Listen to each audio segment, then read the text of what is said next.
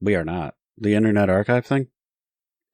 You can still get to the Wayback Machine. So a lot of that stuff is actually backup. Back. But how long is that going to last? Right. Because they just got knocked over again. They did. I think it was, I don't even have the article in front of me, but they got back in through keys in the ticketing system? Or API keys, I guess. Yeah. Tokens. Yeah. Tokens in the ticketing system that allowed them to like update old closed tickets and like add comments to them and stuff. Yeah. So what I'm trying to do is I try to be a good netizen, right? And I'm gonna leave them alone. Yeah, we'll let them heal, right? Yeah. I'm gonna let them sort their stuff out, man. Like I don't want to be. They don't need our extra traffic. Yeah, as if we're anything more than just a little tiny blip on their radar. But we're not Slashdot. What? Yeah, yeah. We you have not been Slashdotted or Reddit hug of death or anything. Right. What does Lemmy have a thing yet? Probably does not. Lemmy have some kind of a hug of death? We're not big enough. That's a good question. I think sometimes our Lemmy has a hug of death, but that's different reasons. That's because we don't spend exorbitant amount of money. Yeah, right. to keep the Lemmy up. It still works. Don't get me wrong. It's just I think sometimes it struggles with the swaps. Swap and memory utilization sometimes. That database be databasing, I'll tell you that.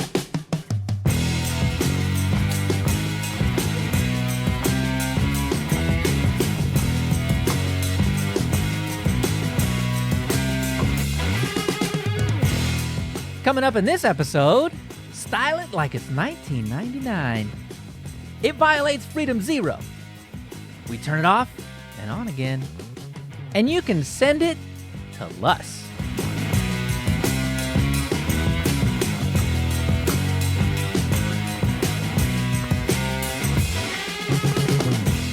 Welcome to Linux User Space. I'm Leo. And I'm Dan. Well, Dan, we got to go back in time. And no, not the Internet Archive's Wayback Machine. Oh, dang. Being nice. We're going back to a time when JavaScript was in its infancy and you didn't have the pervasive advertisement video moving pictures screaming at you laden environment that we kind of have today, that we demonstrated on the last live stream. It was kind of gross. I didn't like it. At all. We just had blinking neon signs down at the bottom that said you're visitor number 2. Exactly, right? The dancing baby was not that annoying, yet it was everywhere. Yeah, it's true. Well, it was down at the bottom of the page and you didn't have to get there. You were okay. Right. So when you had a string of 9 dancing babies across the top of the screen underneath the header but above the content, was that fine with you? It was okay. Yeah. Yeah. It just took forever to load it because I was on 56K and that GIF was actually kind of big.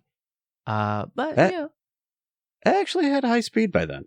Oh, really? Yeah, I didn't get high speed until early 2000s. So it was like 2002 maybe? 2001. And let me tell you, the upgrade from 56K on neopets.com to 1 megabit cable internet was so night and day. Very much so. There were many times where Neopets was like, "You're refreshing the page too fast," and I'm like, "I'm just using the internet, man. What do you mean? I'm just fast. Yeah, I'm fast That's like what you that. gave me. I'm using it. Get off my grundo. It's time to eat some omelets." and eat omelets, my grundo did. But anyway, so back in 1999, a lot of the pages, not all the pages, JavaScript was certainly there. Flash was certainly there. Flash. But a lot of pages were just done in HTML and CSS. That's true. And if you've been keeping your ear to the ground on the whole CMS, so the content management system people, you would know that Matt Mullenweg is kind of throwing a tantrum right now. So Matt Mullenweg is the CEO of Automattic, which is the company that owns WordPress.com, owns and runs WordPress.com, and owns all of the licensing to the open source WordPress.org and WordPress itself, which is open source. Correct. Now, we're going to talk about Ubuntu later, but this is funny because this is the same thing that Redis did. They got mad. They were very open source. I forget what the license was, but it was something super open, like MIT, where it was just like, we don't care what you do with the code. Really permissive. Yeah. And then Amazon was like, all right, we're going to make $1 billion with it. And then Redis was like, no, not like that, And, right. And then now there are 8 different forks of Redis, and nobody uses Redis, and it's sad. But that's what Matt Mullenweg is doing with WordPress now, where it's like, you can have all this software for free, but not like that. He's mad that WP Engine, if I'm not mistaken, the biggest seller of WordPress instances and support out there. That's just.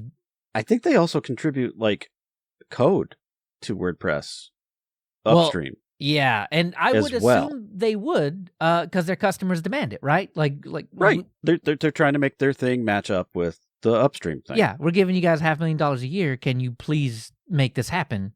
Because what else are we paying you for, right? Like, that's the support that we want. And so I'm sure they have coders on hand to actually make that a reality, right? Either that or in plugins, something like that, right? Stuff like that, yes. Well, Matt's mad because they're not getting enough return, as in money, from all of this. Yeah. Right. And so I'm not sure what's going to happen with all of that. Yeah, that's a good question. And I'm on a Debian style WordPress roll for my website, right? Where it's like I don't even think I'm even 2 or 3 minor versions within the current version. Might not be, yeah. My WordPress is kind of old. But it doesn't matter. Like in a way. Right. Like, as far as I understand, the company I buy this from, because I wanted it to be hands off, right? Like, I did used to roll my own WordPress. It was fine. It was on a DigitalOcean droplet. I upgraded it. Everything was cool. Like, there was no reason other than I don't want to do it anymore to move companies. But I moved. Right. It was super easy. I forget the name of the backup utility. I'll have it linked in here because it's a really good backup utility if you ever need to move from one place to another, but you're on WordPress. It's like, WP Vivid. That's what it's called. Fantastic. And it's free. There are a bunch of pay-for services and stuff that you can buy, that you should buy if you use them.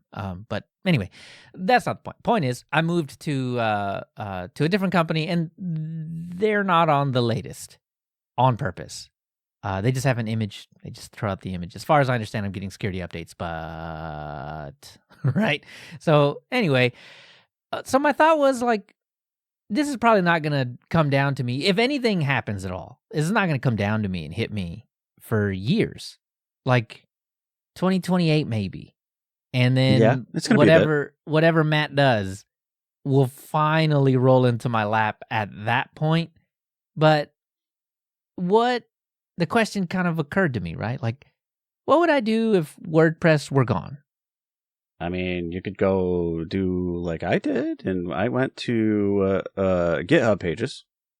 Okay. So and so like I've got a Jekyll thing. Basically, it takes your markdown stuff and it publishes it as, HTML. That's right. So this is a static site generator, right? It is a static site. Jekyll. Yep. There's also Hugo and a few others that are static site generators. You basically write in. There are a few different languages that you can write. Markdown's obviously the most popular. You write Markdown pages, have a little bit of fluff on top that is like Jekyll or Hugo specific, and then it just kind of like crunches it all together and spits out HTML on the other end and CSS. Right. And I wouldn't imagine JavaScript, right? This is a static site, so no, it's not JavaScript. Yeah, and by that I mean like there's things aren't changing on the screen dynamically, right? Like there's no endless scroll on these sites.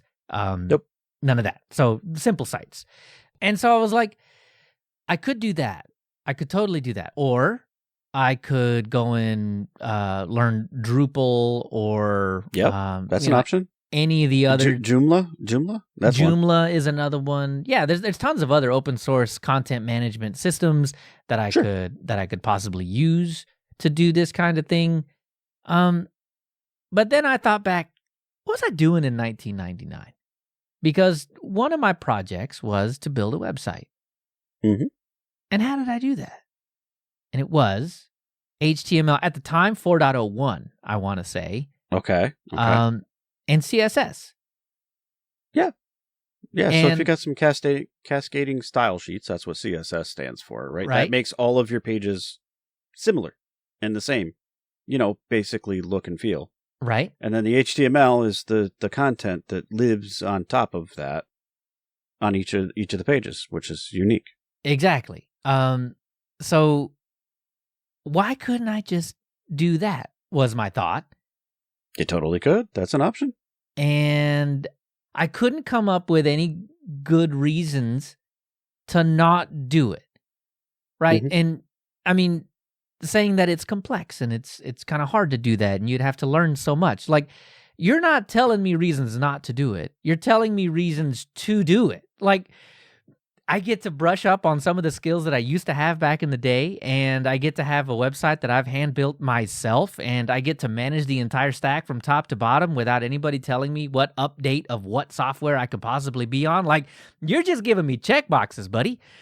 Yeah. So then it's just a matter of what do you use to publish that, right? I mean, essentially... Apache or, something like that, maybe. Right? Or Caddy or, take a pick, right? Nginx even, like any of those would probably work just fine for that. If you say Caddy again, you're going to be in trouble. And by that, I mean, I'm going to have to be calling on you. It's different than a little bit. Apache and Nginx where you just point them at a directory. No doubt. And yeah, Caddy. It'll serve up straight up files.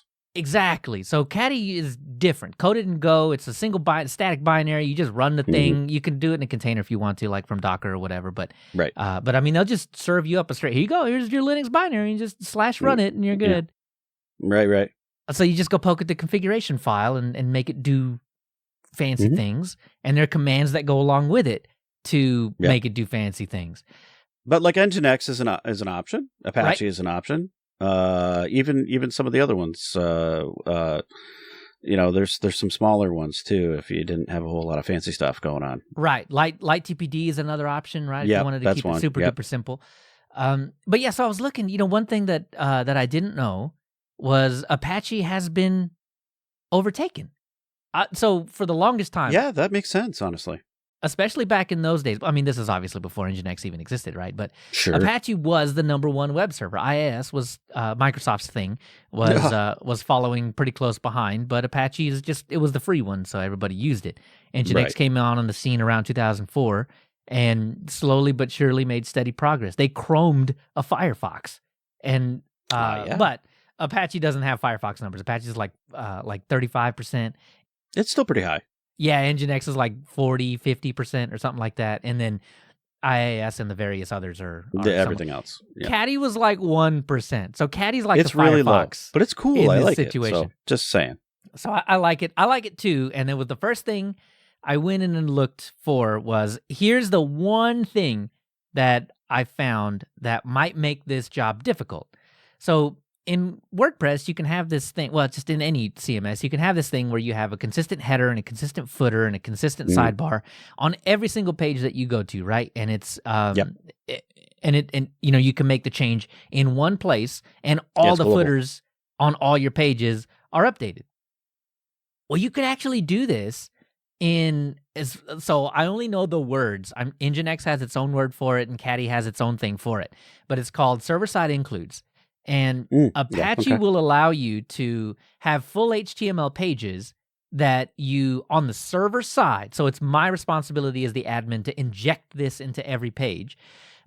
It will take that HTML code and place it wherever I want on each page, right? Underneath, right? Yeah. So I could have that change it in one place, have it on every page, like situation there, but again, it's just more work that I would have to do on the front end to have that ready for publish, and on every new page would have to have the same skeleton of header, footer, sidebar.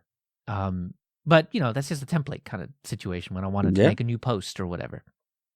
So Leo's WordPress killer when?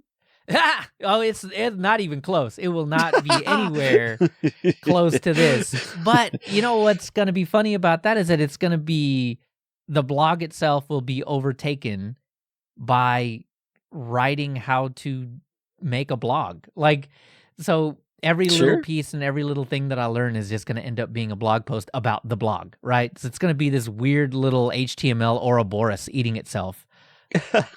and then eventually when I break out of that, then of course I'll be able to talk about other stuff, or intertwine stuff in between. But yeah, I think that was one of the things, right? Like, all the stuff that I've researched has kind of ended up on this show, so the blog has been neglected. Yeah, that's fair. Yeah, I'm probably right there with you. Yeah, exactly, right? So, I mean, this eats up all my time. As if I have more time. Well, I'm going to pretend like I do and try to do all this stuff, which is, it seems really fun. So, like, the bonus question at the end of this, right, is I wanted to have a way for, like, the 3 people that are interested in my writing, right? I wanted to have a way for them to be able to actually see it come out in real time, right? So yeah, of course, I'll put it on Mastodon, but for people that aren't there, they're not going to see it. I'll put it on Blue Sky, but for people that aren't there, they're not going to see it. I wanted a Web 1.0 way of getting this information out to everybody. And so I started looking into, well, how do I do an RSS feed? How would I do that in a thing that doesn't have 18 different plugins to, like, generate that stuff for me? And I mean, I've never explored this, so you're venturing into new territory for me. I'm listening. Okay, and it gave rise to a bunch more ideas, which is stupid for me. But but it looks like it's just basic XML, right? Which looks a lot like HTML, behaves a lot like HTML. Is a little more picky about its, like, spacing and stuff, but generally looks and behaves a lot like HTML, and it didn't look very difficult. It was just tedium, right? Like, it would be, you would have to just be very meticulous about how things got put in there, right? But it didn't look very difficult. And then the next question I had was like, okay, well, if I had this thing where, like, you could get a screen reader to read it all because it's very static and it's very simple. What if I, like, audiobooked it? What if I had a second RSS feed for, like, the audio version of these things that I'm writing? I could read it as well. And so, like, a podcast is just an RSS feed linking to an audio file. Correct. And, like, we don't want to mess with it, so we let somebody else mess with it. But my question is, what if I did want to mess with it, though? The real stop there is, where do I store it all? Right, storage is the thing. Yeah, that's the hardest thing. And if the audio files are small, though, I mean, you'd find spots to put that stuff. I mean, like, I guess I would have to do some tests on, like, what does 64K audio sound like? You know what I mean? Like, what does 48K audio sound like? Is it terrible? But also, well, even like our podcast files aren't terribly large. Right. Yeah, exactly. I mean, the high quality one's 100 megabytes. The high quality one, and we publish a half size one, so they're like 50 megs. So, I mean, but you got to remember that's like a couple hours worth. True. So yeah, my reading of a 5-minute article would be 5 minutes. So yeah. much smaller. Right. Yeah. So 1 meg a minute is 128K. So if I did that about half, it'd be half a meg a minute. So a 5-minute article would be 2.5 megs. So if I had, that's tiny. Yeah. And this is assuming I would write that much. And, right, like, it would take me years to write enough to fill up a 20 gig hard drive on actually it's 50 gig. I'm going to say a dirty word. Oracle gives you 2 free servers that have 50 gigs of SSD storage on each, up to 100, right? Well, even a $5 Nanode on Linode, you're going to get 25 gig there. Yeah, exactly. So it would take me a while to fill that up. Anyway, so all this to say, there may be another journey coming along that we check in on from time to time Well, I'll challenge you a little further, Leo. Like, oh there's no, no reason you're giving me a to-do list now. Here we go. I'm ready for it, though. You're worried about space, but there's no reason you can't do this on your home lab. This is true. Use like a Cloudflare tunnel or something to it. Well, assuming there's only 3 people listening to it. Okay, of the 3 people that read the article, maybe one person will download the audio. So, I mean, that would actually be pretty low stakes. Even the Internet Archive will host your stuff for free, right? Mm-hmm. But I would just add $1 to my donation every year when they're like, "Hey, we need money," and I'm like, "Oh yeah, I forget." Yeah. So I'm like, all right, from $10 to $11. Cool. All right, we're good. So yeah, there's a bunch of different ways to handle it. There's options, yeah. But like right now, that's how Mintcast stores their podcast. Like you can't get Mintcast right now. Yeah, because Internet Archive's down. Right. There's a bunch of podcasts in the same boat, honestly. Exactly. So that would be kind of a not a non-starter, but it would just be a hurdle to get over. And having the Cloudflare tunnel onto even as a backup, coming back to your me own or host something like stuff. that. Yeah, exactly. Well, I mean, the alternative is you open up some ports and stuff and serve it up that way too. Yeah, which is probably less desirable, of course. It's time to look back. Let's stop with this JavaScript nonsense, man. Let's stop with turn the clock back. Exactly. Let's go back a little bit and see what happens if we try to code a website by hand and not have it look like trash. Yeah, back to basics. I'm on board with this. This is sounding fun. Oh, see, I got a backup dev already. Great. You heard it here first, folks. I help with your sysadmin work for you. Okay. All right. You'll restart Apache for me. I appreciate it. Yeah, nice. All right. If you like watching our face and enjoy the show, you probably are watching us on YouTube. So, like and subscribe over there. We will look at your comments too, and oftentimes they end up in shows like this. Well, sure maybe do. not this show, but feedback stuff. Yeah, we didn't have the run up like we normally do. This one's impromptu little topic show. Sorry, Internet Archive. Yeah. So sometimes we grab your comments out of there and we'll use them for feedback here. In addition, we have Tilvids. Thank you for hosting us over there. That is a PeerTube instance that is federated and it goes out all over the federated universe, if you will. And we usually post just the history bits over there because that's, edutainment. And we think those qualify for that. I might even start posting whatever we do with this website thingy. Well, that could go there too. Yes, right, absolutely. Because it's just going to be one of those. Here's how you HTML. It'll be educational and entertaining all at the same time. Yeah, entertaining because here's how you don't HTML is actually what those videos are gonna be. So learn from my mistakes rather than learn something outright. And we'll have a chuckle in between. So that's the entertainment part. But ultimately, if you love us, you love the show, you love what we do, you can give us $1 or $2 over on Patreon. That's patreon.com/LinuxUserspace. We appreciate everyone that does contribute to this and helps, provide what we do have. Very, very much. Thank you. Even if you're one of the free tier people or whatever, you still get all those notifications about all the stuff that we post to encourage you to hop on. You're part of the community as well. Yeah. Appreciate you.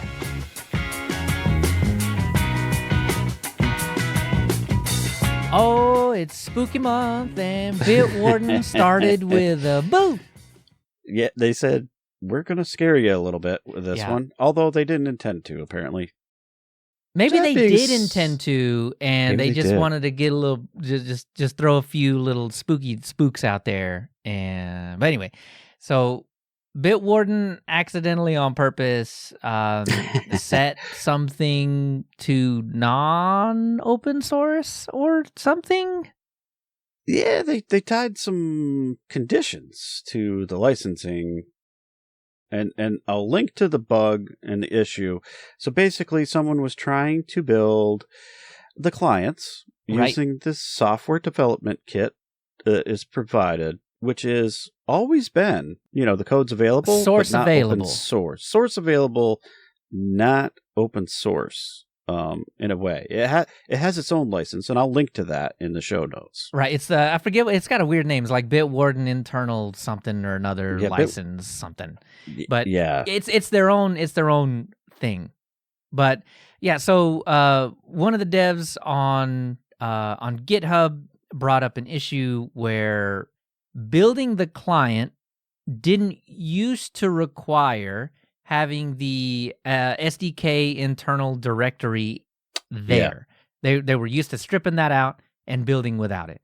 But they stripped that out and tried to build with it, and they got a bunch of errors that says that these files are missing. You can't build with this. You can't go further. Yeah. One of the files inside of that dependency there said, you may not use this SDK to develop applications for use with software other than Bitwarden, including non-compatible implementations of Bitwarden, or to develop another SDK. So that person straight up said, this violates Freedom 0.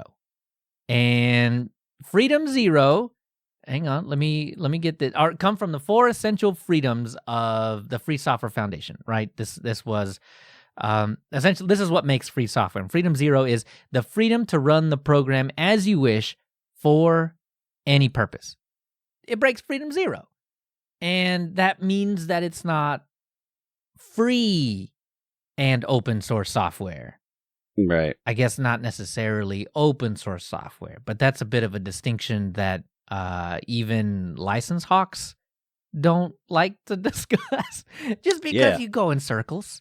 You just go in circles like the O in open source. Around and around and around. True DevOps type thing. Anyway, it does appear that this was a Whoopsie Doodle.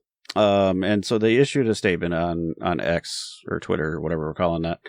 That says that was a mistake. That was a packaging mistake. You should be able to remove that thing just like as you always have been. Yep. And build the stuff. It does say that the clients and the SDK are 2 different repositories and 2 different, pieces of software essentially. Right. That are compatible with the GPL3, so that the SDK is compatible with the GPL3, not the GPL3, but compatible with the GPL3. Right. And if I'm not mistaken, the clients are GPL v3. Yeah. Exactly. Mm-hmm. Exactly. I'll have a link to the Bitwarden license fact, which is really long, by the way. And so you can go read all about all the things in there, I think. Essentially, though, that means the toolkit that is used to build the clients is source available, not necessarily open source. But, the software that comes in and goes out the other side, that's all open source. The coolest thing about this, though, is that while, of course, it's not all an entire FOSS stack, mm-hmm. at the very least, you can see what the SDK is doing. Like, what the sausage is going to look like on the other end of it. You just can't change the way that the sausage is made. So, or you're not supposed to. Right. Yeah. But the SDK is open source, so you can rifle through it and kind of figure out what's happening, what it's doing. Right. Yeah. You could interpret it that way. Mm-hmm. Yeah. So I think that's a really good thing. But you made a comparison in the run up to the show, and it'll be controversial. It's very much. I'm sure it will. Right. I think of it like snaps, essentially. Right. We've got open source software coming in, and then it goes into the Snapcraft magic, and then it disappears. We don't know what happens in there because that's not source available. But it's very similar to that, right? Yeah, you can inspect the product of the process, but not necessarily the code if the binary itself is right, closed source or whatever. So yeah, right. But yeah, so that might mean that the Bitwarden process is even more open than it's more the open, Snapcraft but it's doing process? similar things, right? In a way, it's a little shady. So, like, I guess in a way, but like, there was a lot of people that were like just swearing it off immediately. Oh, like, immediately! Oh, within minutes. No, I'm not having it. Here's give me my refund back. Yeah, exactly. Give me my refund for the software I didn't pay for. But it was also people forking things and just talking going about nuts. how they were going to move to KeyPass XC, which is a great project, by the way. And there is alternatives. Yeah. Right, just nuclear option immediately over what seems to have just been a whole bunch of nothing.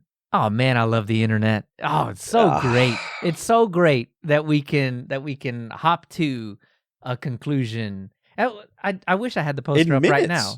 In minutes, right? Yeah, that's so I wish unreal. I had the right poster up right now, but the Office Space poster, I've got it over there. Oh yeah. Mm-hmm. And when I forget who it was, but they come up and they were like, "I had this really great idea for a game, and it's called Jump to Conclusions." And there would be a map, and there would be conclusion on it that you could jump to. Yeah. And then they all rag on the idea, like, this is the stupidest idea I've ever heard. This is dumb. Yeah. Don't do that. Yeah. Right. And so is this. This was jump not to conclusions. Here we are. Wow. We're doing it. We're playing the game. What I'm hearing is he should have gone to make that game, because the conclusions that you could jump to is fork it and abandon it. Yeah. Switch to a different project. Oh man! Like ultimately, though, I guess you probably should have some escape hatches lined up, whatever that might be. It's not a bad approach. I think things come and go all the time, whether it's open source or proprietary, or just things go out of style, not available. I don't know. Take your pick.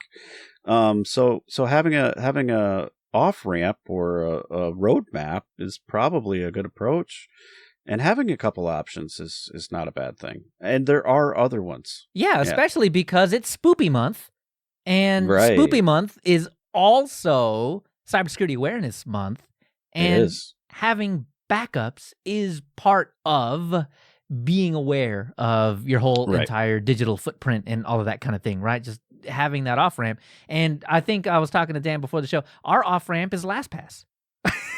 No. God, no, please don't. That wasn't the choice. No, I don't want my password sprayed all over the internet. Oh no, please, you. No. I mean, Bitwarden. I think we went with Bitwarden because they're the best. They're the open source ones. They made a mistake, but they still seem to me to be the best. So we use Vaultwarden, which is actually a fork already. Right. I don't know about you, but I generally don't use a client with that. I generally just log into the web vault. Yeah. Which is totally fine. I actually have it attached to my client, so it works with the Bitwarden client the same way as it. Yeah. And so all I got to do is click on my little name, and then there's another. So there's the main one, and then there's the Vaultwarden one, and I can swap between them as I wish, as long as I know the master password, right? Right. But yeah, and Vaultwarden is a server-side implementation fork of Bitwarden that anybody could run. You could run it at home, you could keep it local, you could run it on the internet as we do and have it available anywhere. Right. And it makes sense to have these options available to you. I don't know what I would do though. Let's say Bitwarden died, server-side implementation died, the crypto needs to be updated, but Vaultwarden's not getting any updates. Nobody took it over. Let's just say. I think what we could do, and I've done this in the past, and it's a little more cumbersome, is we did share a KeyPass XC database in a shared file system someplace. Yeah. The only bugaboo with that is you both can't be updating the database and saving it at the same time. Right. Okay. So this would be a situation where anytime you want to update the database, you got to call me and be like, "Get off now." Yeah, or just send you a message on Discord or something. Yeah. No. I mean, I don't know. Yeah, or Matrix or whatever platform. We do. Here's the solution. You only update on show or live stream days, so that we're in constant communication during the process. I mean, yeah, if we're in a call, we can actually tell each other. Get You're off! not wrong about that. Yeah, I mean, but that does work. You can both access the database thingy. It's just the saving component. Like you can't. It'll clash if we both make changes and we save it. It'll come up with corruption, guaranteed. Yeah, I mean, but like we could do that, and we're a small enough team that we could pull that off, and it should just work just fine. What about just GitHub? I mean, I don't know. We're going to use GitHub. That's our shared storage place. See, on the now that's actually kind of an interesting concept. I don't think I want to go there. Okay, what if it's a private repository? Microsoft's great about everything. I was thinking more like our Nextcloud, one of our Nextcloud instances or something. It's too easy. It's too easy. I don't like it. It's too easy. How about all right, GitLab? GitLab. All right, fine. Git T on a Raspberry Pi in your garage. That could be better. I think we found this. I think we've narrowed it down.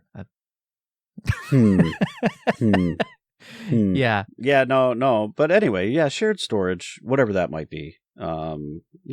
Nextcloud isn't bad to be able to do that. We could both do that. Do you think so even like Google Drive, even because like it's encrypted, who cares? Right.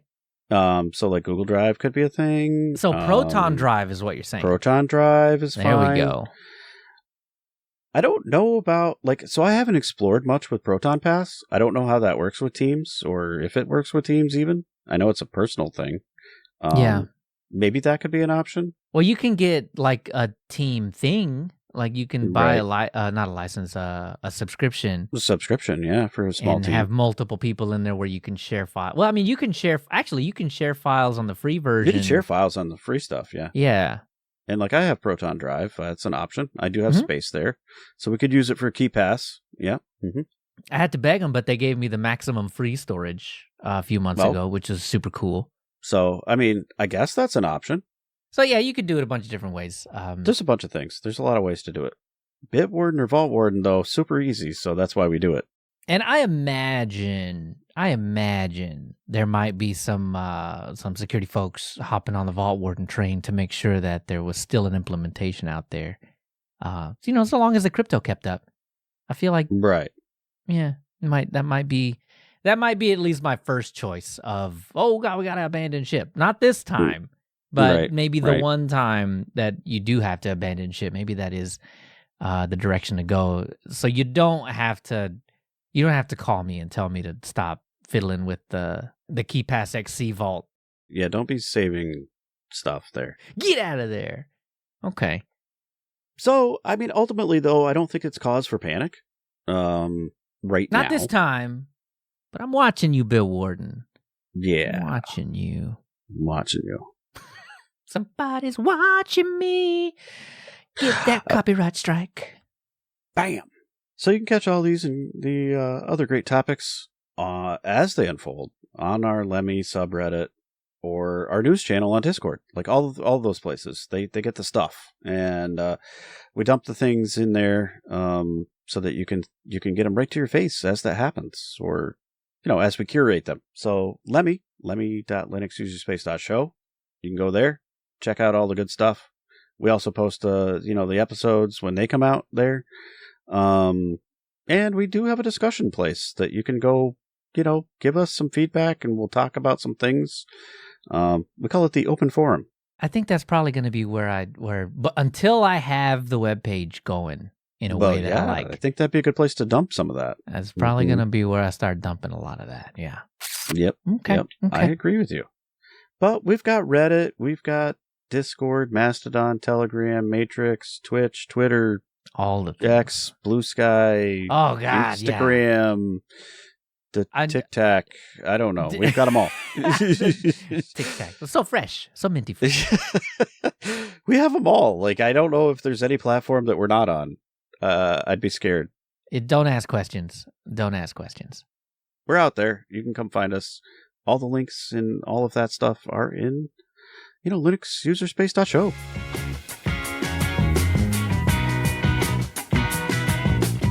So, speaking of watching you, the NSA they've got some advice for you. But I think for all the tinfoil hatness that the NSA has been involved in, these are actually pretty decent recommendations. It's not terrible. No, it's good stuff. So in honor of Spoopy Month, which again is also cybersecurity fix your stuff month. Yeah, patch your things. That's it. Actually, that's one of the things. It is one of the things. Update your stuff. Update software and apps is the way that they phrase that. And it sometimes prevents spear phishing, malicious apps, zero-click exploits, malicious Wi-Fi, foreign lawful intercept, untrusted cellular networks, room audio and video collection, and close access physical attacks. Or close access physical attacks. So, update your software and your apps. But I think most of the devices do this for us already, at least the apps. Automatically? They should. Let's hope. Yep. Yeah, I think within a day or two, the Apple stuff is just, it's all updated. I have been deferring a system update on a Mac for a while, though. So you can't do that on Windows, and you can do it indefinitely on Linux. So, be aware that you should probably go push the update button every once in a while. But one of the things that I don't do is power the device off and then back on weekly. Do you do this? Okay, no, you do this because you're on Android. No, I do not, actually. Hey, now. No, my phone's pretty darn stable. Like, I really don't. Maybe, but I guess maybe I should. Like everything, like there's memory leaks, there's battery drain, there's all of that stuff. So, closing out all your sessions and closing out all the applications and, doing a power off, power back on probably helps with a lot of those things, not just security problems. Right. Oh yeah, actually so I gotta say, every now and then, maybe once a month or once every couple of months, my phone will get into this thing where like the battery's draining a little faster than it should. I still get like a day and a half out of it, right? But it's like we're gonna be extra drainy lately, and a power off and on will kind of fix that. So maybe now I'll try and do that on a more regular basis, right? Like, I mean, they recommend weekly, but just whenever I remember is probably going to be the cadence. Right. Right. Yeah. But I mean, maybe on a weekend or something, when you get up in the morning, you turn it off, turn it back on kind of thing or something. One of my favorite things though, and I see them everywhere. I just took my truck in to be serviced, and I think this one would probably have been okay. But then again, you can fit a whole lot of electronics inside of a car battery. They had a car battery with various USB charging cables coming out of it. Okay. Now, I do wonder if that was actually a car battery or not. Because phones work off 5 volt, right? But they should, yeah. Right. But batteries are 12 volt. Car batteries. Yeah, so you're stepping it down somehow, right? Right. So, not the most efficient thing in the world, but right. No. So I do wonder, though, is it really just packed up with a bunch of lithium-ion batteries that are running at 5 volts, or is it actually a 12-volt car lead-acid battery being... Well, and they have this new one, this new type for the cars that turn off and on. It's like there's like a mesh in it or something like that holds charge so that like you can charge your phone for an hour after you turn the car battery off and it won't kill your car battery. But it could have been AGM. AGM is the technology. I forget what that stands for. Glass mat. Oh, is that what it is? Oh, wow. Yes. Okay. Anyway, could be. It could have been lead acid It might have been, or it could have been a siphon to take all your phone's data and just like scoop it away, right? There you go. To swing this back around, yeah, you can fit a lot of electronics inside of a big old honking box like that, and that's one of the recommendations, man. Don't plug into random USB ports all over the place, even if they promise that it's going to charge your phone really, really, really fast. Get yourself a little portable battery pack, and you'll thank me later. Like $20. It holds 2 phone charges in there. Just don't leave it in a hot car in the summer in Texas, right? Just because bad things happen to batteries when they get hot. So, don't no doubt. do that. Yeah, well, don't leave them in your car when it's 20 below zero either. Oh, yeah. Because that's also bad. Yeah, extreme temperatures bad for your batteries. So, Mhm. unless you live in Hawaii, pretty much don't, Yeah, so about that though, I mean, you could always carry the wall adapter like for the regular plug thing, because I don't think anything's hopping through that, right? So True. Find yourself a wall outlet, plug into that. That's okay, but avoid those communal battery charge things for your electronic devices. Yeah. And the place that used to catch the most people was like airports, because people were desperate. Right? Oh, in yeah. Between their flights, and they're trying to get their device charged and just plugging into things, but only to find out that was a nefarious thing, and it was scooping off data from people's phones. Yep. Yeah, really bad. Yeah, exactly. Don't do that. So don't do that. I saw some people in the middle of a public space. It was in a mall, and they were getting into those little metal covers in the middle of the walkway or whatever. They're flipping them up and plugging in. So I mean, that's rude, but they were right as far as security purposes go. Safer. Yeah, exactly. Exactly. So, maybe don't. But I guess if you're desperate, 5 minutes, okay, sure, whatever. Sure. But in a public space like that, you also don't want to connect up to weird Wi-Fi. Yeah, the one that says free Wi-Fi, don't. There's you don't know what's on the backside of that thing. Man, there's DNS poisoning going on. There's all kinds of stuff. That Facebook.com, that's not Facebook.com. That's not Instagram.com. That's somebody's Kali Linux box that you're connected to now. Exactly. Like, it'll pass you on to Instagram.com after you've logged in, and it's shown you oops, that's the wrong password, and then it shoots you on again, right? Yeah, and it's captured your MFA along the way too. Hey, why not? Why not? Man, they've got 60 more seconds. It's fine. Yeah, so be careful of that stuff. I guess somewhat related to that, but VPN? ?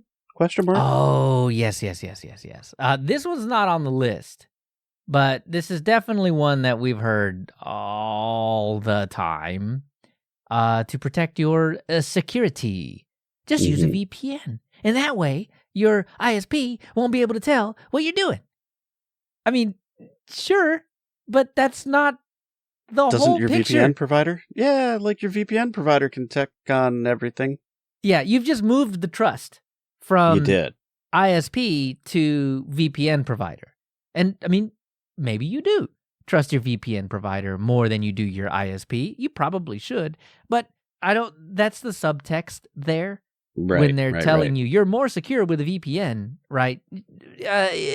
Ish. Like, think about what your endpoint is, though, I guess, is the point, and what you're trying to obfuscate, because essentially that's what you're doing. You're just pushing it further down the line. Where you come out onto things. Yeah. Right. But the VPN is now in the same position that your ISP was in, where they can see the unencrypted stuff like DNS that's going on. Right. So now they, instead of your ISP, knows which domain names you're resolving, like Facebook.com or whatever.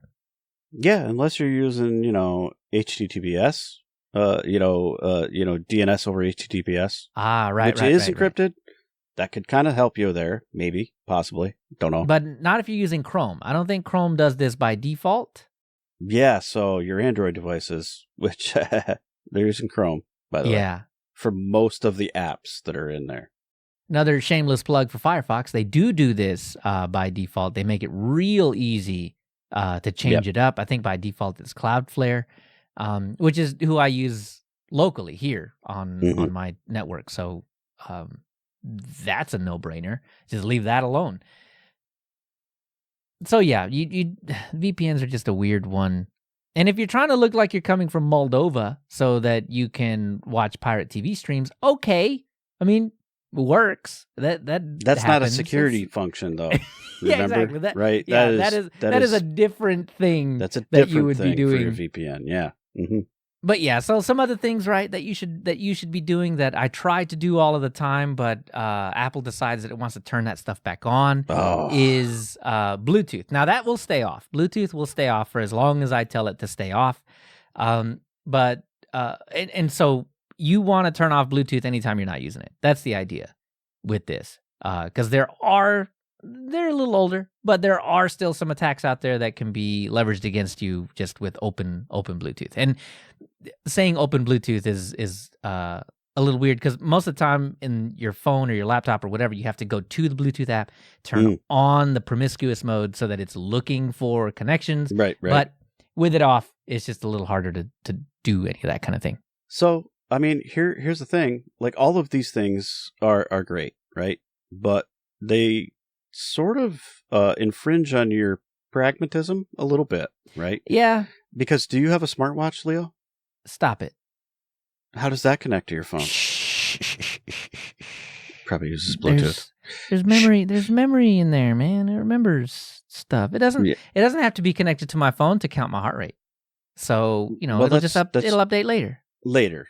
That's fine. Yeah. No, I get it. But like it does, like it this little guy wants to talk to this guy over here, and it wants to do it over Bluetooth, probably. Yeah. Probably. Yeah. No, they all do. They definitely all do. So you're right. I mean, So it's hard turning this off all the time, right? Because you lose some, functionality. Right. And this is we talk about this slider all the time, right? I mean, there's security over here, and then there is pragmatism or just ease of use over here. And you got to pick where that slider is close to. I try to stay in the middle, right? And it totally could depend on what you're doing at that moment, right? Right. I mean, I'm wandering through the airport, lobby with all the other people. Maybe I do want to turn that off. I don't need that here. Yeah. That's a good time, This stuff is public. A lot of this stuff is public place stuff, like the Bluetooth, right? I mean, if you're trying to be extra secure that day, just turn it off. Just turn it off. Same when I'm sitting at home with, people that are way too far to connect via Bluetooth. Why not leave it on? Yeah, you're definitely right. I do have some Bluetooth speakers that are always in promiscuous mode that my neighbors have connected to before. So I undid the little antenna on that. So the range is much shorter now. But right, so I mean, you can do weird little things like that with some of the dumber stuff. Your phones don't work that way. The antennas are internal, so you can't really you don't get a whole lot of range. Shorten it, right? Yeah. Well, I mean, I'm thankful I don't live close enough. Probably. I mean, I can see my neighbor's house, but it's too far away to connect via Bluetooth. Yeah, exactly. So some of the obvious ones, right? Like turn off your location if you're trying to be a little more secure, right? Don't jailbreak or root the device. This is going to anger some people. Yeah, that's a good one. Because, I mean, did you, though, actually look into what's actually running on your machine on your phone when you loaded that one? I'm not saying that Google's trustworthy or anything like that, but, I mean, did you? Yeah. Are you trusting, some other thing more than? Yeah. It's like the VPN thing, right? Like where you're just shifting trust, right? Where are you putting your trust? Yeah. Yeah. You gotta trust somebody. Don't click on links, right? Yeah. Just don't. Just yeah. don't. That's just general. Don't do that. This is the one that gets everybody though, because so many links and this and that and Discord and everywhere else is just a link. Just click on the link. Yeah, and it's so hard too, right? Because you're trying to be pragmatic. You just want to see that Instagram reel that somebody sent you, right? So I mean, I get it, I understand, but but it's spoopy month. It is. A couple of do's though that I'll highlight here, and they kind of go together. Either passwords, passcodes, pins, something to get into your phone. Make it hard-ish and strong enough that, like if it did get entered incorrectly enough times, that it's going to lock your phone for a certain amount of time at least, so that people can't be brute forcing their way into your phone with the pin passcode stuff, or use the biometric thing, and that's probably the best way to go. I think so. That's a little harder to spoof than guessing a password, but Here's the answer, is if you fail the check, whatever that is, password, biometric, whatever, 3 times, just have it wipe your device. See, that would be very secure. That's smart. Very. 3 Everybody is probably enough that I could hit it once and be really angry with myself. Really angry. Yeah, that's bad advice. Don't do that. Anyway, so in honor of Spoopy Month, do yourself a favor and pick up some of these and maybe start trying to use some of these. Use that airplane mode. Make sure it's actually doing what you think it's doing. Right. Cover up that camera on your laptop, on your phone. On your whatever. Yeah, don't click on weird-looking links. Don't click on links at all if you can help it. Set passwords. Honestly, one of the best things that they say, keep this thing in your physical possession. Oh, yeah. Don't lose it. Don't lose it. Don't let it out of your sight. Don't leave it on a table in the cafeteria or something. Yeah, swipe, gone. Yeah, don't do that. Keep it in your pocket, keep it in your hand, keep it in your vision. Mm-hmm. I think the best one is every now and then just turn it off and on again. So you can catch all the links at linuxuserspace.show, and you can email us, get your email read on the show by emailing contact@linuxuserspace.show, or you can go to the contact link on the webpage, linuxuserspace.show/contact. And then you can fill out a form and it'll send us stuff, and it's sort of anonymous-ish.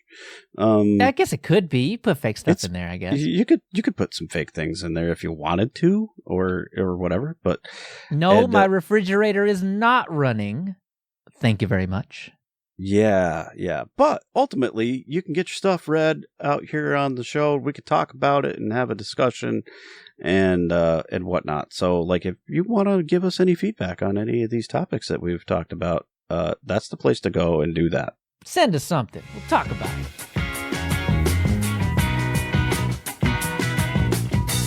Turns out, the little lemmings are running off a cliff. Yeah, they're going fast. There's nothing you can do about it. That's wrong. Is like, you can do something about it. Oh, can you? Okay. So what we're talking about, the cliff we're talking about is the Windows cliff. That's coming. Yeah, Windows user space. You didn't know it was coming. Here it is. So Windows 10, October 2025. Done. It's over. End of life. No more updates. You can probably still run it. It'll probably still go. I mean, people are still using Windows XP. It's crazy. It'll be a little dangerous. Yep. Yeah. And I'm sure Windows 7 too. Wanna cry, anyone? Mm-hmm. Yeah. Eternal Blue still exists. Next year, in 1 year, Windows 10 will be added to that pile of things that won't get updates from now on. That's correct. So it's not just to tell you about that. It's to ask a question to you, and most specifically right at this very, very moment, Dan. What do we do about this? Do we encourage people to use Linux? Go to your local lug, let them install Linux on it for you. At least that way you'll get updates. Or do we do the pragmatic thing and just tell them to buy a Mac? I mean, ultimately, I think you just box it up and you send it to Leo and I, and we'll find something. We'll find something to do with it. That's Send it the to Lus, answer. We'll take it. We need, like, we're going to set up our own little Lus server farm with consumer grade hardware. We'll put Ubuntu 24.04 on it, run it for 5-10 years. Oh, yeah. I think if you get enough consumer grade hardware, it doesn't matter anymore. I mean, it'll just, be enough of it running, and it'll just run. Just set it all into failover, do all kinds of like Docker, Swarmy, Kubernetes kind of stuff. Yeah. Right. And then, it doesn't matter. Clusters, here we come. Exactly. You just add and remove whenever you need to, however you need to, and everything is good. So, yeah, that short of all that though, right? Say you actually do want to hang on to your hardware. Linux is probably a really good solution, right? Yeah. And if you're listening to this podcast, you're probably already running Linux anyway. Yeah. So, those machines that you can't get to the Windows 11 on, well, there you go. They make a decent Linux box, I'm sure. Yep, definitely, right? Because if it could run Windows 10, okay, no, Windows 10 was the one where you could literally put it on a potato It would run bad, but it would boot. Well, hey, there's Lubuntu. That'll run out of potato.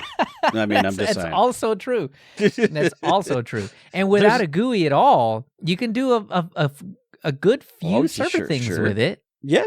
It's better than a Raspberry Pi, probably, still, right? I bet it is. It might use a little more, juice from the wall, but it's not going to be that bad.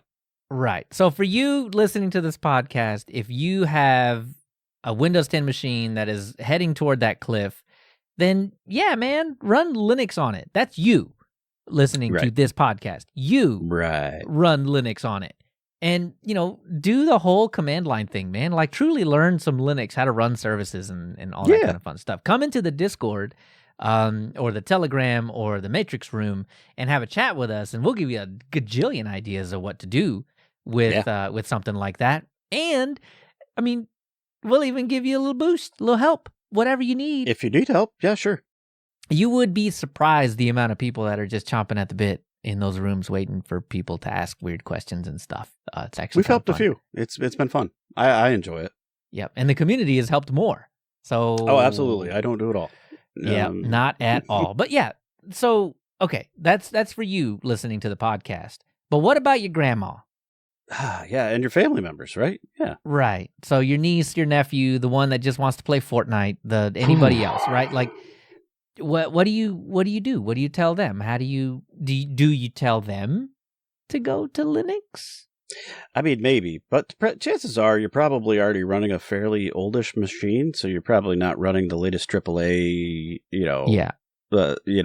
this would have been stuff anyway. Yeah, Intel pre-8th gen, so 7000 series or before.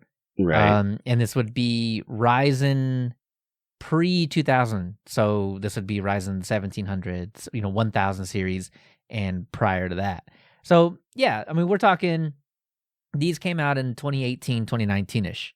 Right. So there's 6 years, by the time this hits, they will be 7 years. 6 years old, 7 years old, right? So, I mean, they're getting long in the tooth. They may not be the best gaming machines anymore. Yes. So you probably weren't doing that anyway. So I think it could probably work for most use cases is to switch to Linux, honestly. And you know what I'm going to say. You're going to give a distro recommendation? Oh, of course. You know which one I'm going to say, too. I do. And it's not a bad choice, but go ahead. Unless this is the first episode you're listening to this podcast on, you know what I'm going to say as well, person listening to this. And it's Linux Mint, man. Just put Linux Mint on it. The cinnamon one. Right. And there's minimal learning curve. It looks and feels mostly like a Windows. And you can do what an 8-year-old machine was meant to do, and that's browse the web with less fear of getting rando Windows viruses. Yeah, so that's cool. Continue to get updates. It'll get patches, all of that stuff. That's pretty great. Honestly, that's good advice. I'll broaden it just a tickle more. I think if you get yourself on a well-known distribution that you might have to do a little distro hop to get there. Present some options, have the person take a look at them. But I think if you get on a well-known one that's got some good support avenues, that people can find information by easy web searching. Yeah. Maybe Ubuntu is not bad. Like, it's a good choice. There's some others though too. I don't want to restrict it to just that, right? Yeah. A lot of them probably are Debian derivatives. I feel like a little more written, at least for the end user, and not like a sysadmin type person. Yeah. Where you have to go seasoned tinker. Yeah, tinkerer. I mean that's a next level thing, and it might be where you end up eventually. But to start off with, I feel like you've got to go with something that has good documentation. And by that, I mean easily web searchable for the end user. Yeah. It may be best to just go with Ubuntu proper then. Ubuntu proper is not bad because, if you do some searching on that, it'll come up very quickly and easily. Yeah. And there are a lot of screenshots, a lot of well-written articles to basically guide you along. in addition to the stuff that you can find in the Ubuntu wiki, right, which is very easily to search too. I have said maybe about 1.5 million times, and I'm not tired of saying it. I'll keep saying it. Anytime you need to look up anything for Linux Mint, you can just substitute in Ubuntu for it. You can. And the screenshots will be different, though. So that's right. kind of why I'm saying you might need to broaden it just a little bit, right? And that's kind of where the maybe you just want Ubuntu came from. Because maybe you do. That way, when you search it up, it looks like you expect, and you won't have to wonder whether or not it's going to break anything. Anyway. Yeah. So when you're looking at it on the web, you say, oh, yeah, that box is right here where I expect it. It's not over here in a different, column or something. Yeah. Which it could be when you're looking at a different desktop environment. So I think keep it simple is basically the point. And I think Linux could be a good option. Okay. So what about for those that it's not a good option for? Wow. Okay. I got to put you on the spot. I'm going to make you say it eventually. What's that? I don't know. Get a tablet or smartphone? Oh, that's worse. Those are both worse. they are bad. Yeah, you got to pick between Windows and Mac. Which what are you telling? Well, if you're going to go Windows, you got to upgrade, right? You got to get a new piece of hardware. And maybe that is an option. Like that's not terrible because then, 7 years old is not a bad time to think about upgrading to something. You can string it along as possible, but maybe the time is now. Because honestly, maybe your device is older than that. Maybe it's 10 years old now, right? And that's why you can't upgrade it. So if you're running that, 4th and 5th gen, Intel out there, it's this one right here. I don't know if you can, I don't think you can see it in the camera, but it's right here. I can see the stickers 5th gen. on it, so we're good. Yeah, right. If you're running those, maybe it is time to move on. Oh, it definitely is. To do hardware, right? At that point, it'll be over 10 years old. So yeah, definitely time to move on. And so Windows could still be on the table, I guess, if that's your jam. Yep. Sorry, it is, but it could be. I still think, even if you're not a tinkerer, I seriously think that buying a framework laptop, if laptop is what you're after, buying a framework laptop and then just spending the fraction of the cost of a laptop to upgrade the motherboard every few years when Windows decides they want to pull these shenanigans to stay up to date. I think that's still going to be option. One of your best bets. Honestly. Because what you can do is go on the framework forum and be like, look, I need something that is going to be compatible with this version of Windows, and which motherboard do I need to buy for that, right? So the guys at Framework or the people that are close to the community will give you a good recommendation. You can buy that and then scoot on over to your local PC shop and be like, hey, this is a super repairable laptop. I just need you to swap these parts out. Yep. And then $100 later, sure. Yeah, $100 later, they do all that for you, and you're still not out the cost of another laptop. So, that's true. And then like if you've set yourself up for a good platform, if you did want to think about migrating to Linux at some point, because that's the Framework subtext. has a very great Linux mentality, even though it's not necessarily the first thing. Yeah, it's very supported there. They to be full disclosure, right? It's not a Linux laptop. It's just a laptop that can easily run Linux. I mean, it's very frictionless to get Linux on there. I didn't have any problem other than having to tinker with Secure Boot. That was it. And that's trivial. If you stay with the mains, with the Ubuntus and the Fedoras, then you don't even have to tinker with that. You just plug in the flash drive and boop, boop, boop, boop. Ubuntu's installed. Everything's good.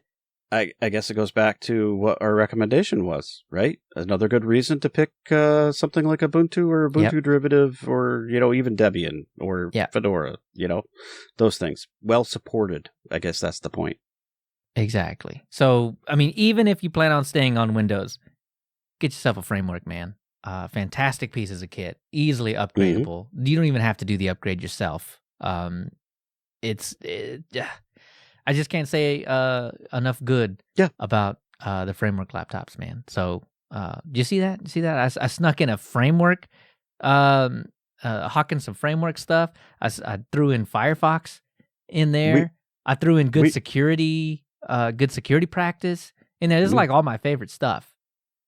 We don't get paid by Framework, by the way.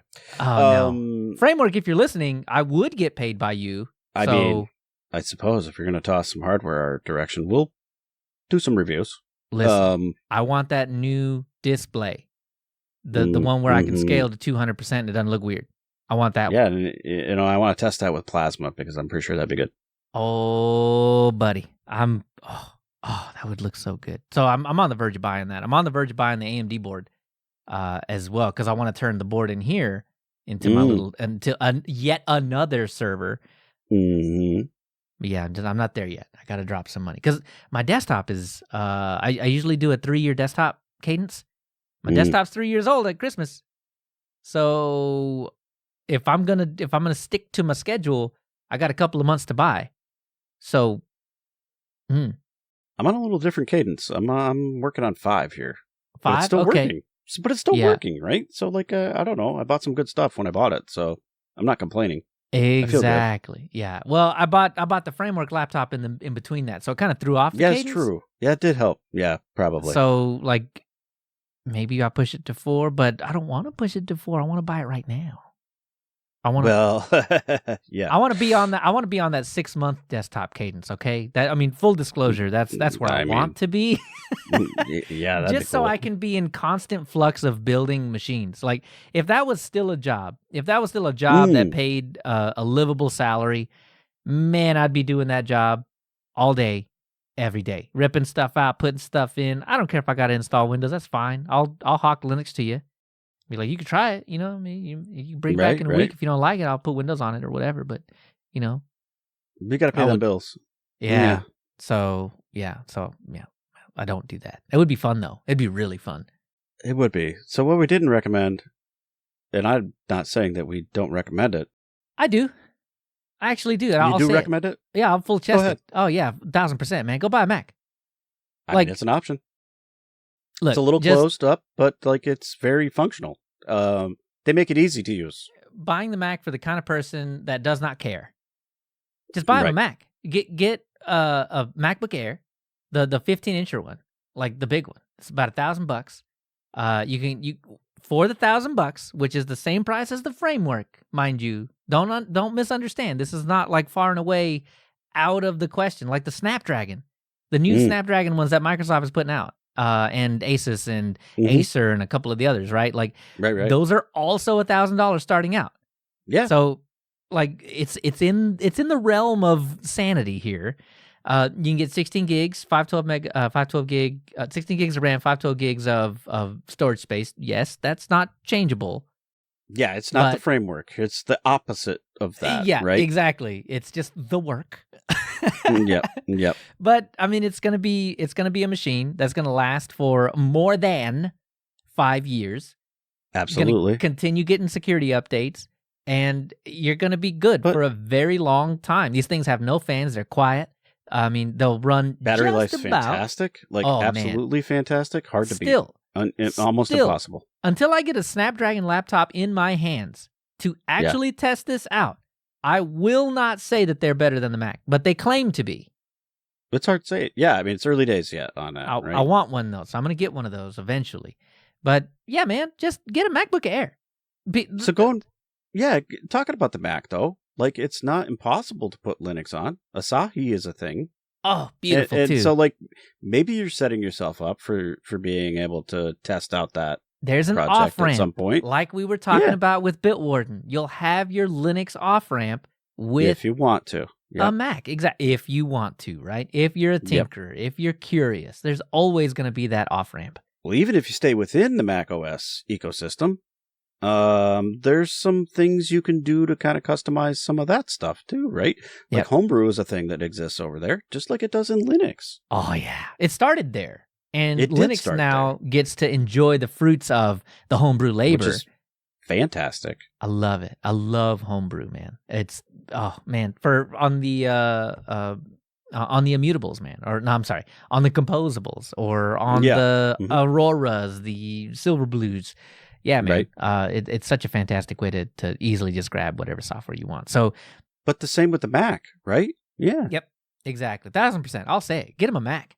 Get him a MacBook Air. At least that way, you have a real, actual Unix box in their hands. And while it's not Linux, it's closer to Linux than Windows is. Yep. It gives you some, you can use some of your Linux, hone some of your Linux skills and use some of those things over in Unix land too. So it might be a more comfortable fit if you're helping with things. Your little, your Zish profile? Mm-hmm. Oh, yeah. You just put that right up. Just boop, boop, real quick. Zish by default over there now. I know, isn't it? It's nice. Yeah. It's nice. Pretty good. Mm-hmm. But, it's, you don't have to go learn PowerShell or something. You got to learn a programming language to be able to do what Bash can already do. All right. I guess Bash is a bit of a programming language, but I feel like it's a little easier to understand than full-on object-oriented programming language. Okay. So I want to highlight one more thing that's somewhat unrelated, but somewhat related. There's some Windows 11 versions that they've decided to pull the rug out on. That's right. So Dell certified some of their little mini small form factor desktops that we have at work, and they certified them for Windows 11. We got Windows 11 on them, and then recently the latest version of Windows 11, 24H2, dropped, and guess what? Not compatible on those. Nope. So you're stuck on the old version, which also sunsets the same time. So even though they kind of gave you an upgrade path, they've now yoinked that out from underneath us. And we're going to be in the same boat. Yeah, I don't think there's any official statement on it, but it seems like Windows is trying to keep to this 5-year cadence. Planned obsolescence. Yeah. If your hardware is more than 5 years old, do not expect it to continue running modern Windows. So maybe you don't want to think about Linux. Maybe you do want to think about Linux. You don't want to think about Windows in your upgrade path. Maybe. Yeah. I mean, it's gonna make people have some hard choices, right? Especially the companies that have a little bit less money to be having a faster hardware update cadence. You're gonna have to at least think twice about it. You might still go with Windows, and you might still just bite the bullet and upgrade your hardware. But I mean, you're gonna be thinking about it. It's gonna be on your mind every time you buy that, spend those thousands of dollars on new hardware. It's gonna hurt every time. Right. Just. It seems arbitrary, the choices that they've made to restrict in the name of security, in the name of Spoopy Month. Yep. They've said your laptop is no good anymore. It's obsolete. It's gone. Throw it away. No, send it to us or just put Linux on it. Those are the choices. Answers. Yep. Yeah. And they're good answers.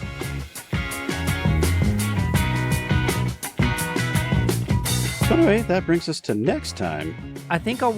We haven't really talked about this. I think I want to keep the same cadence. Our next history show will be Snap Packages. Our next show will be a topic show, feedback stuff. So send that in. If you're cool with that, because we totally don't plan any of this. Well, 20 minutes before the show. Listen. Okay.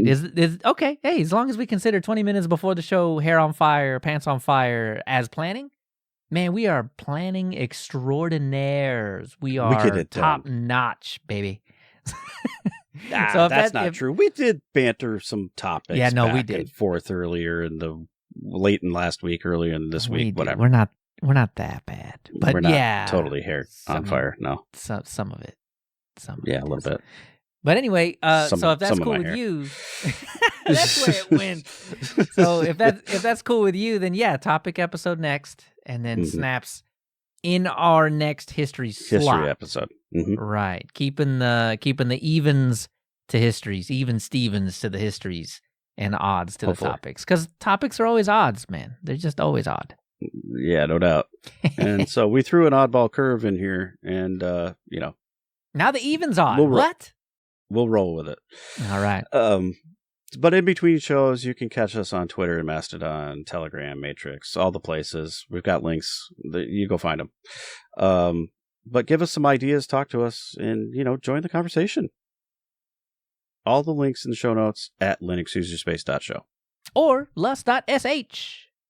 Hopefully. Yeah. We'll see you next time.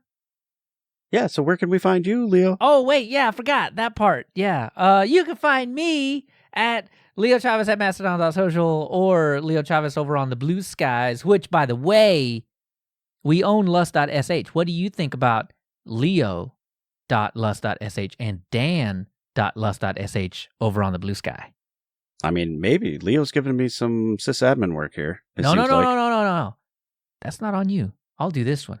Oh, it's just a text record. It's just a copy past text record. It's all I got to do. So all right. Maybe possibly in the future you can find me at leo.lust.sh over on Blue Sky. Maybe in the future, dan.lust.sh. Now that's pretty nifty. In the That meantime, would be cool. though, yeah, for now, you can find me at KCDBZ at Mastodon.social and Monetary Abyss at the Blue Sky. And of course, you can find at Linux User Space at all the places, including Blue Sky, Mastodon, everything, everywhere. So come back in 2 weeks for more Linux User Space. See you then.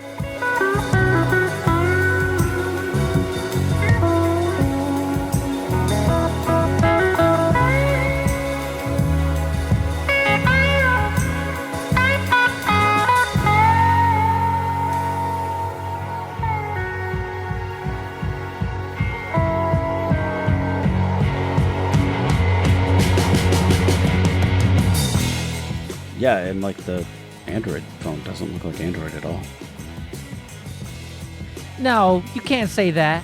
I mean, Android phones look like everything. Like every weird little black brick an Android looks like, because Android is everything. Yeah, sure, fair. I just saw one of the very few Android phones that have gotten me. I don't like foldable screens, but the Razer Moto flip phone with the inside tall screen. Cool, I like it, great, it's just a phone, awesome, but when you flip it in half, you still have the half screen on the outside, like the OG Razer phone, which came out with, that was the very first phone that had that external screen. I know. And it's dual screened on the inside. Like that's cool. It is cool.